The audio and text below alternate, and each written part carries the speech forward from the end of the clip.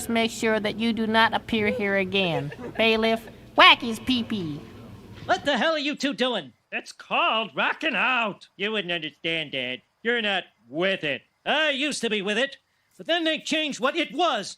Now what I'm with isn't it, and what's it seems weird and scary to me. It'll happen to you. Hey, everybody, this is Dr. Gonzo, and pardon the head cold. Been fighting a head cold since Sunday. Prayers and well wishes are appreciated, but I will get over it. It's Ohio, to where the weather changes daily, almost daily, as much as his moods change.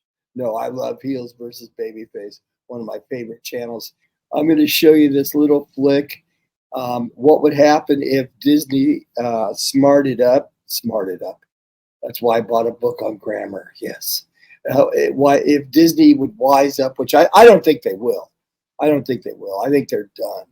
I think they're going to get bought out. God, would it be great if Elon Musk actually bought them out and cleaned house? But I'm saying what I care about is the reality of goodness, not the perception of it. And what I see all over the place is people who care about looking good while doing evil. That'd be a heck of a Christmas present. That's all I got to say about that. I've been watching Alan Ng a lot. Chris, I met Chris at Grand Rapids Comic-Con. Chris is a wonderful, genuine person. Haven't met Alan yet. Hope to someday and go see a movie with those guys. I've been a fan of Chris's for a long time. But Alan is really digging deep because he's really a Disney geek. Now, I'm a big Disney geek. I mean, we were going to Disney. I used to live in Phoenix. We were going to Disneyland since I can remember. I'm the oldest of 7 kids. We used to pack the station wagon up. We'd always blow a retread on the way to Anaheim and stay at the Galaxy Hotel. That's way back in the day. And have a fun time with family. And Disney is destroying my childhood memories. And that sucks. That sucks. So I'm wishing Alan Ng the best on his reporting, his editorial. He's always very articulate and astute. Both him and Chris. Well, Chris was an editor. So I'm not trying to be a shill for Film Threat. I mean, but those are the go-to guys. Chris Gore was around way before YouTube, and he's going to be around after YouTube, and Film Threat will too, you know. But let me get to the point. The point is, I also know a bunch of people at Disney. I did some sessions. I'm a drummer. I did some sessions at Disney, so I know some behind the scenes people. So I'm going to do one spoiler from the Marvels, and I let this loose. It's a rumor. I wasn't there on set. I wasn't there with the B-roll. So a lot of times I know that with music and stuff, they will add, they will do like 4 different types of endings, but the Marvels, they probably did a lot more than that. On one of the original endings before they did the Ms. Marvel and Kate Bishop comes in and starts out the Young Avengers. I think that's where they're going to be going. One of the endings was going to be where that Prince Jan, who was kind of platonic with Captain Marvel. I don't even like to call her that. But, and I have nothing against Brie Larson. I don't. I like her in other movies. Loved her in Scott Pilgrim and Fast and Furious. But she's not a good Captain Marvel. We all know that. So as I'm babbling on, I just want to say that what was going to happen was Princess Jan was going to get Captain Marvel pregnant. And then it was going to be revealed. This is a rumor. Again, I wasn't on set. It's just something I heard from some friends who were in the know.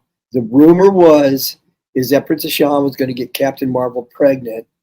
And it was going to be revealed with that Prince Jan was actually a Skrull in disguise. And that would set up Hulkling, one of the Young Avengers who has a gay relationship with Wiccan, one of Wanda's kids. I guess they slagged that because they wanted to go the Tessa Thompson Captain Marvel route, which I thought was gross. I mean, I'm sorry, I don't dig Taika Waititi or Tessa Thompson. I just don't think they're just not my bag. And if they're the ears, hey, that's okay. That's okay. But so originally they were going to set up a Hulkling birth, and the birth was going to take place real fast. And if you check out the comics, Captain Marvel, the guy, makes love to a Skrull princess, and that's how Hulkling becomes like Skrull Emperor or something like that. It's in some of the new Young Avengers stuff, which is really, really woke. It's awful. It's just awful stuff. So anyway, I just wanted to put that out there. Again, that did not make it to the final cut, and it's based on a rumor. I was not on set. I didn't see it, so there you go with that. But I was thinking, they're remaking Bambi, and I dug into it, and the lady who's doing it is just super woke. But again, that's the route Disney's taken, and they're not learning. I wouldn't have known Chris Gore, and I wouldn't have known about all these people except through Gary and Friday Night Tights. So love them all.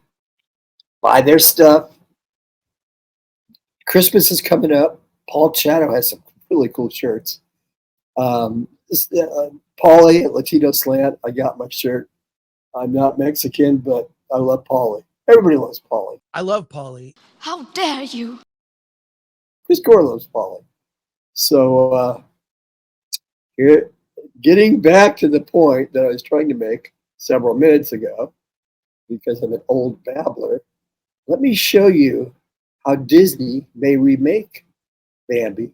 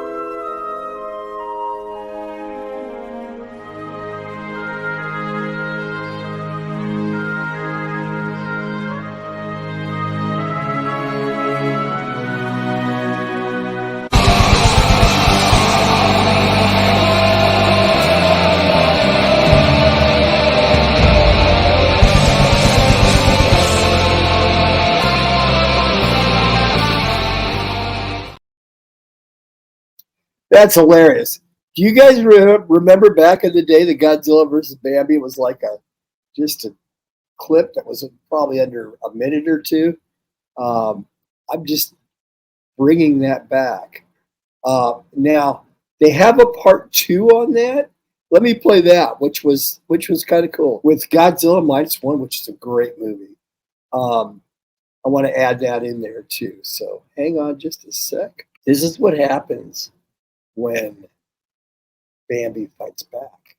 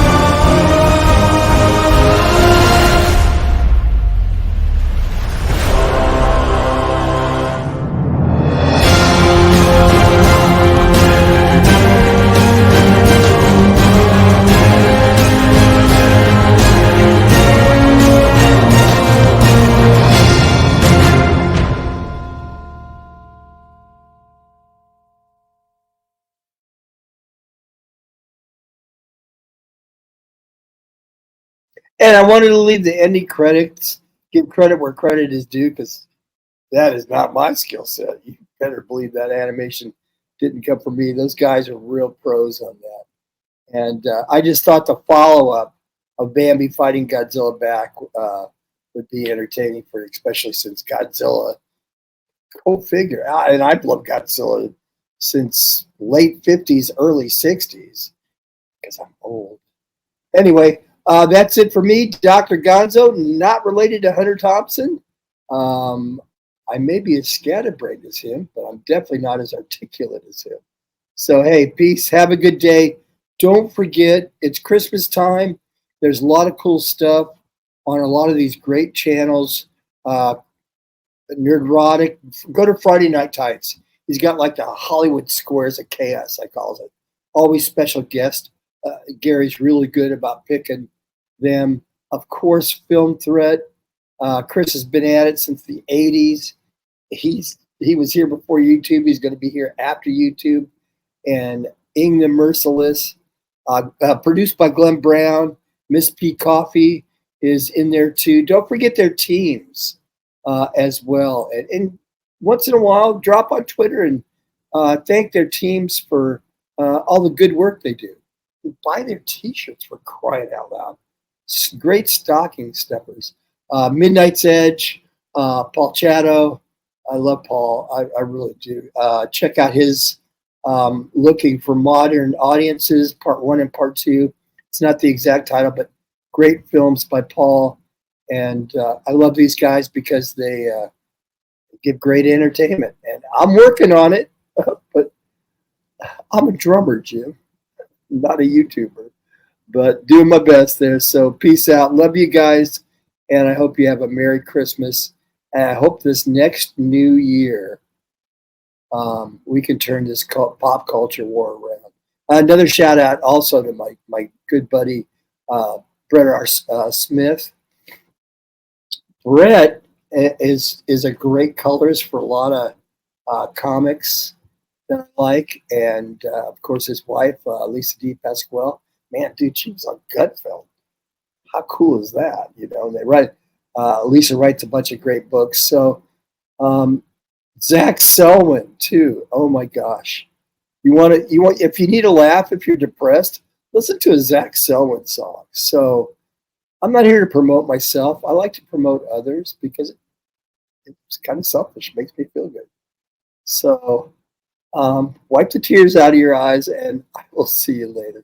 Thanks for listening.